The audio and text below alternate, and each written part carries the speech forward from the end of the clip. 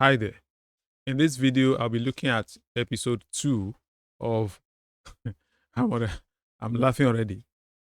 Why I reject Islam. In episode 1, what we looked at was Islam stops you from reasoning. Islam stops you from reasoning. In this episode, we'll be looking at Islam makes you unreasonable. Now, I understand that those two things are very, very similar, so I'm going to do my best to separate them and make you see the difference in case you have not.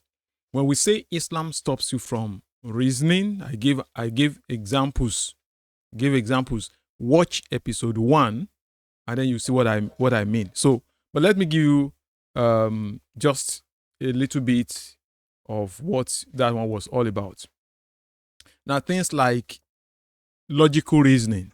Do you believe that Adam, for example, was created 90 feet tall, and that from that time of Adam's creation, human beings have been reducing in height? In fact, we're made to know that Adam was created in the image of Allah, and that the image of Allah was 60 cubits, which is 90 feet.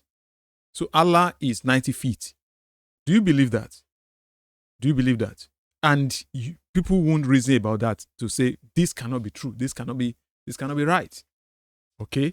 And many other examples like jinns that are otherwise known as unclean spirits, demons. All right? That jinns are Muslims. They are your brothers. They are brothers. They are brethren. And some other things like that.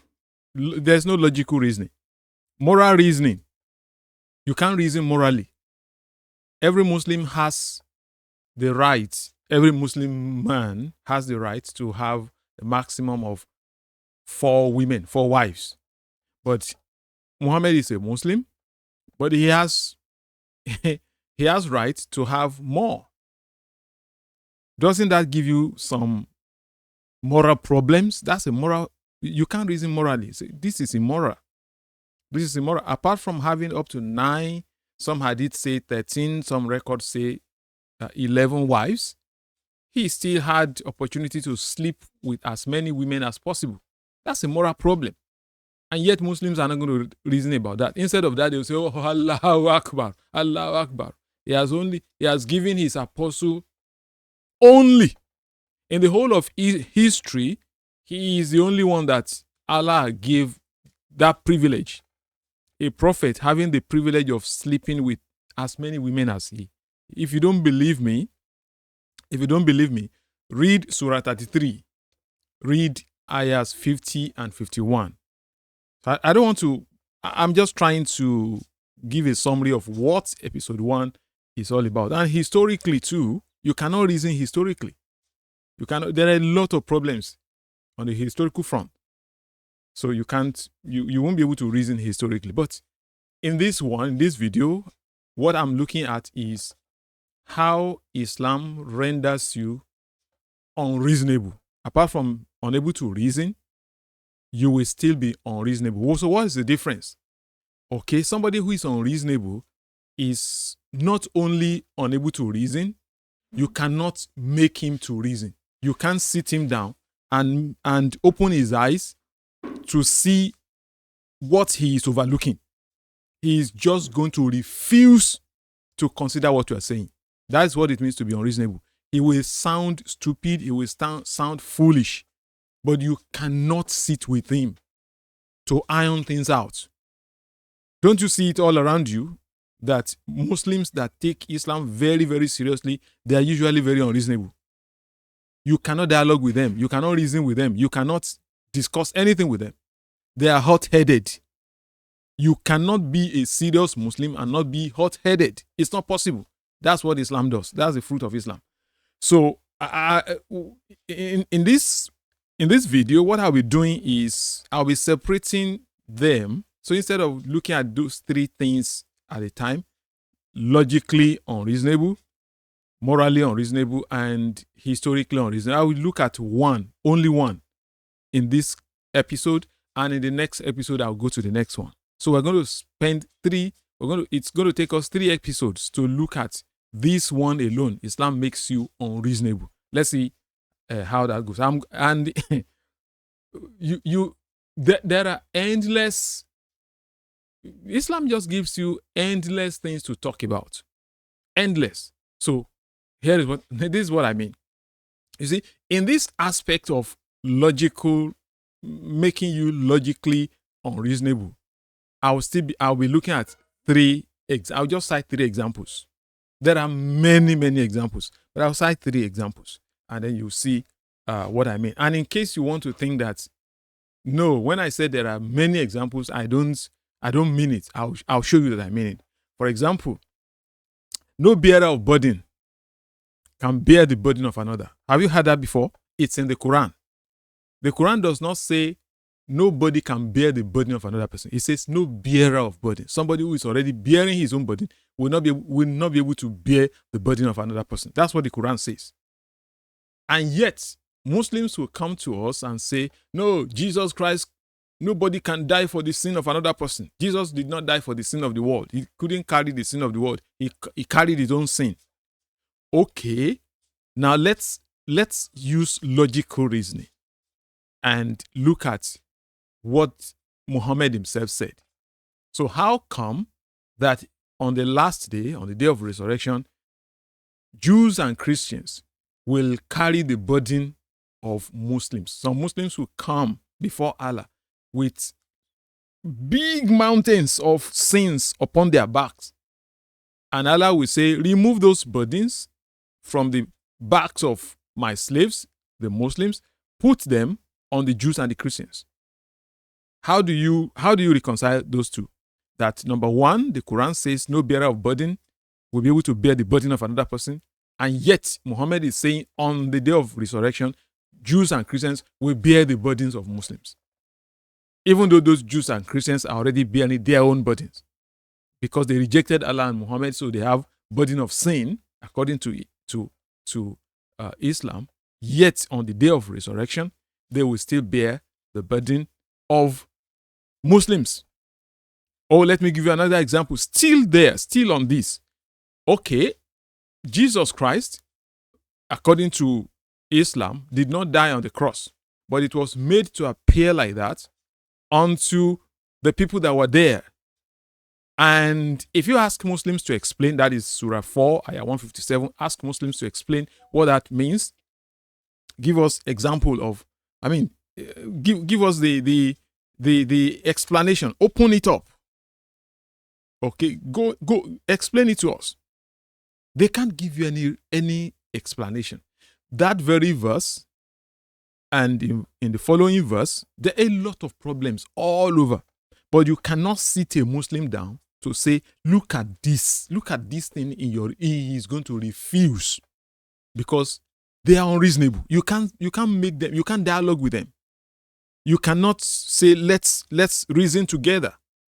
Let's look at it, let's argue it together, let's iron things out. No.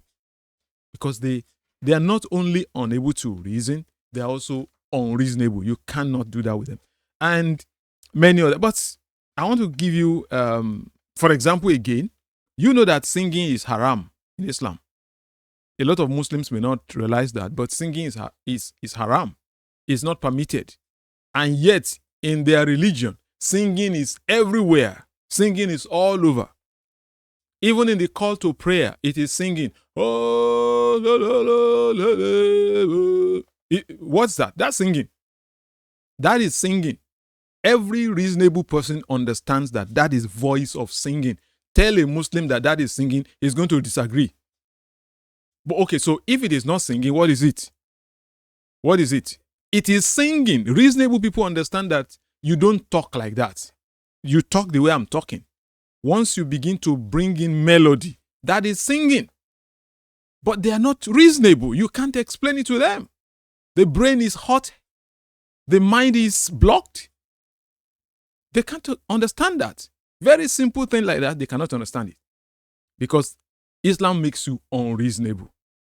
In their normal tafsir, just normal, listen to imams and sheikhs and see the way they talk, particularly this part of the world. If they want to say something, they're going to use voice of singing to say it. They cannot talk as I'm talking.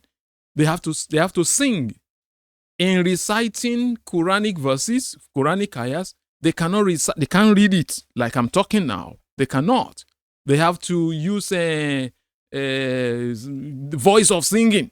And yet in Islam, singing is not permitted. So it's not permitted, but it's permitted at the same time. And you cannot explain to them. Everybody understands it. Only Muslims don't understand. Let me give you another example. Idolatry. Idolatry is bad. In Christianity, it is bad. Well, in Islam, it is bad. Idol worship. It's not permitted. But how about kissing of a stone? How about smooching a stone? How about touching a stone? How about that? What is it? It's not idolatry. Stone. Black stone, or whatever stone you want to call it. Everybody understands that ought to be idol worship. You can't be kissing a stone as a symbol of religious worship. If you kiss stone ordinarily and it has no religious connotation, that may not be idol worship. If, for example, an athlete, having won a medal, then decides to take that medal and kiss it in appreciation of the crowd roaring, nobody counts that to be idol worship, because the athlete is not doing that as a gesture of worship, as a gesture of religious rite. But when you turn it into religious rite, it becomes idol worship. As simple as that. Everybody understands that. No, only Muslims don't understand that. Only Muslims, because they are unreasonable. I mean, I'm not saying all Muslims are unreasonable. I'm only saying that's what Islam does. And if you take Islam seriously, you are going to be unreasonable. You're going to be unreasonable. Condemning everybody, calling everybody idol worshippers. But explain to them that, look at what you are doing. This is idolatry. No, they're unreasonable. They are not going to listen. It's not idol worship. They will excuse it. They will do this and do that. But I have more. I'm going to show on the screen now. We're going to read Quran and read Hadiths so as to corroborate what I'm talking about. Now, if there is any religion that insists that there's no partnership with God, that talks about partnership every time, it is Islam. No partnership with Allah, no association with Allah, nobody beside him, nobody above him, nobody below him, no father, no mother, no child, he doesn't have a friend, he doesn't have this, he doesn't have that, nobody except him. They repeat it often and often and often and often. Partnership, association, forbidden. And yet, just read or listen to imams and see how Muhammad is treated. You're going to see that he is actually a partner with Allah. But don't take me for my word. I'm going to show you very simple examples of that. We're going to the Quran right now. This is Quran. Now, as you look at the top, this is Quran.com. So you can go there and read Quranic ayahs in Quran.com. I think it is owned by the same people that own Sunnah.com. So in Quran.com, this is Surah 1, Al-Fatiha. We're going to go to Surah 33. Surah 33. Listen, Surah Al-Ahzab. Al-Ahzab. Surah 33. And I'll go to Ayah 36. Pay attention. Pay attention. Remember, we're talking about partnership. Okay? We're talking about partnership. And tell me what this ayah is talking about. I'm going to read several versions. By the way, that's another problem. Muslims say, oh, there are so many versions of the Bible. But you tell them that your Quran has versions. No, there's only one. Because they are unreasonable, hot-headed, can't listen to what you are saying and process it. They cannot process anything. They simply parrot, simply repeat what they have been told. So we're going to go to Ayah 36. Here is it. I hope you're watching. It is not for a believing man or woman when Allah and his messenger decree a matter. Did you see that? When Allah and his messenger decree a matter. Did you see that? What is that? If it's not partnership, I don't know what is. When Allah and his messenger decree a thing. Tell me. So, these are people that talk about other people associating partners with God, but right in their religion, everywhere, they associating partners, particularly Muhammad, they're associating partner with Allah. But you can never show them. Every child, no matter how little, no matter how young, they know that what this means is that both of them are decreeing a matter. That's what it means. That's what it means. When Allah and his messenger decree a matter, it means both of them are doing it. You will explain it to everybody, they will understand. Muslims will not. They will not. They will tell you, no, what it means is not what it means. They will tell you what you are reading is not the meaning. It has another meaning. Go and watch my series on sacred knowledge, secret knowledge. We're reading this thing. Literally, it says that Allah and Muhammad both decree a matter. And that once they do so, you as a Muslim, you don't have a voice. You don't have an opinion about it. Muslims will read this, say, okay, yes, the Quran says that, but that's not what it means. Unreasonable. Very, very unreasonable. And there's no way you can explain to them. Let's read some other. Look at it. Okay, so when Allah and his messenger, when they decree a matter, it is not fitting, it is not good for a believing man to have any other choice in that matter. Okay, look at this again. Indeed, whoever disobeys Allah and his messenger has clearly gone astray. You will explain this to everybody. They will know that this is associating two people. You are connecting them. You are associating them. They're partnering together. They're decreeing things together.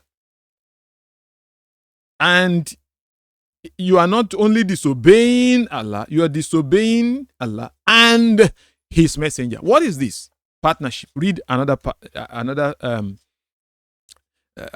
version. It is not for a believing man or woman when Allah and his messenger have decided a matter. Have you seen this?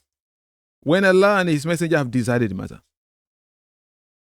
It is clear as noonday, clear to every reasonable person. But Islam makes people unreasonable, and so anyone that takes Islam seriously is going to say, okay, it says that, but that it doesn't mean that. They're completely unreasonable, totally unreasonable. And there's no way you can reason with them. It's not possible. Another version. It is not open for a believing man or a believing woman once Allah and his messenger have decided a thing. Have you seen this? Okay. And whoever disobeys Allah and his messenger. There are many other versions. Have you seen that? Several versions. Okay. Versions are actually in this way. Versions are translations. Just as versions in the Bible are also translations. So these are different versions of the Quran. By the way, there are Arabic versions apart from translations. So we've seen this. We've seen here that the Quran, and by the way, this is Allah talking. This is nobody other than Allah. It is Allah that is associating Muhammad with himself. And yet, you Muslims are going to say, no, Allah has no partner. He has no partner. Okay? But let's see that. After Allah has done that, Muhammad himself did it. Muhammad himself did it. So let's see how that turns out. I'm going to go to sunnah.com now. This is sunnah.com. All right. Let's see. This is sunnah.com.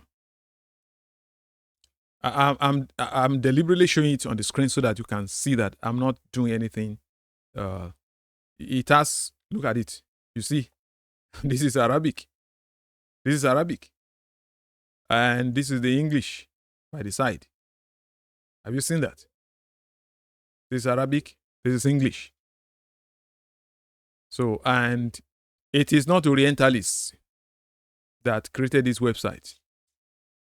I think it's owned by the Kingdom of Jordan. An Islamic country owns it. So, and they know what they're doing.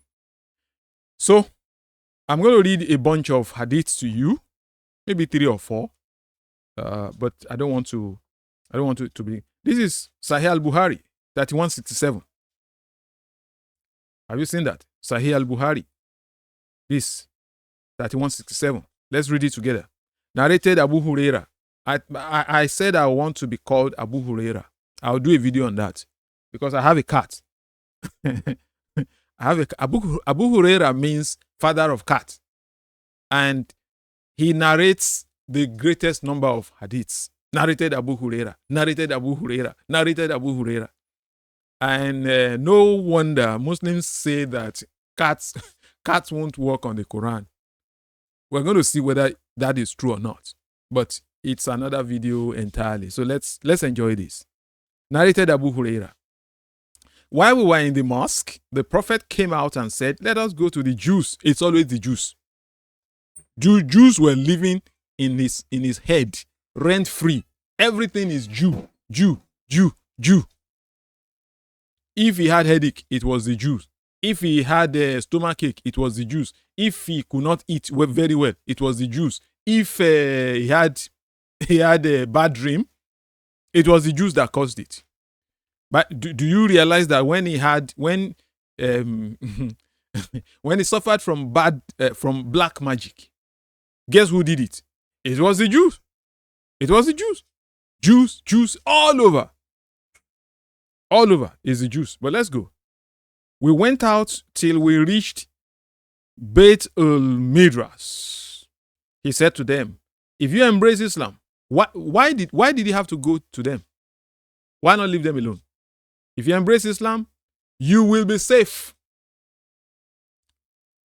If you embrace Islam, they didn't attack him. They didn't come to him. This hadith says he went to them. He was the offender. He was the one offending. He was the one challenging them. They were sitting on their own. It was a separate village. Then he went there to go and announce to them, if you embrace Islam, you are safe. What's the meaning of that? If you don't, you are in trouble. Let's finish reading. You should know that the earth belongs to Allah and His Messenger. Did you see that? What's that? Partnership, association. Everybody understands that. The earth, even in ownership of the earth, it is both Allah and Muhammad that jointly own the earth, jointly own the universe. Everybody understands this. It's so clear. But you cannot make a Muslim to understand this. You can't discuss it with a Muslim. To explain the meaning of partnership, associating partner with somebody, even in a very matter as serious as owning the world, owning the universe, owning the earth. Look at it. And so he said, I want to expel you from this land. Did you see that?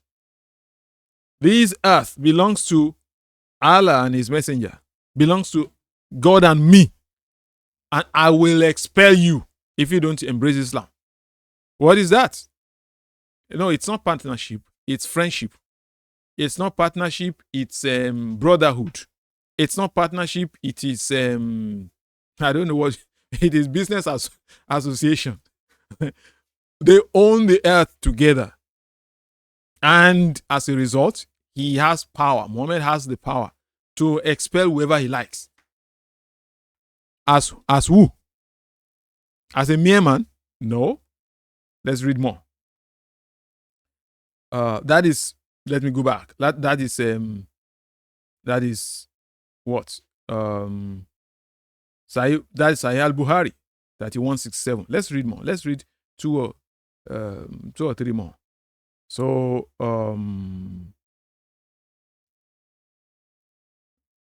there are many hadiths that talk about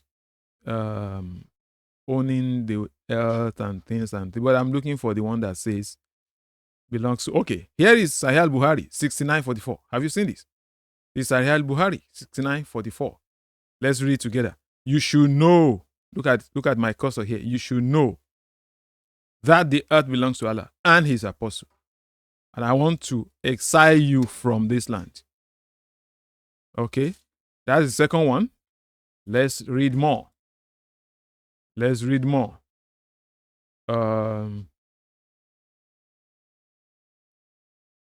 The earth belongs to Allah and His apostle. Belongs to Allah and His apostle. I'll read one or two more.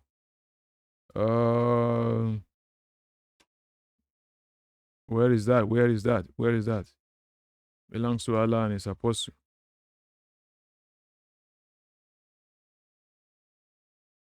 We've read two, so I think it's beyond any doubt.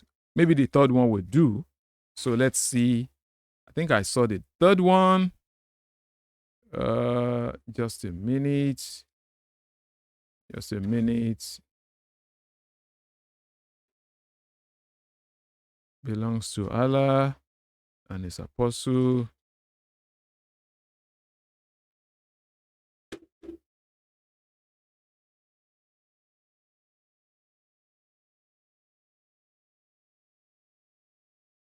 All right. I think I'm going to stop it there. The point that I'm making is this.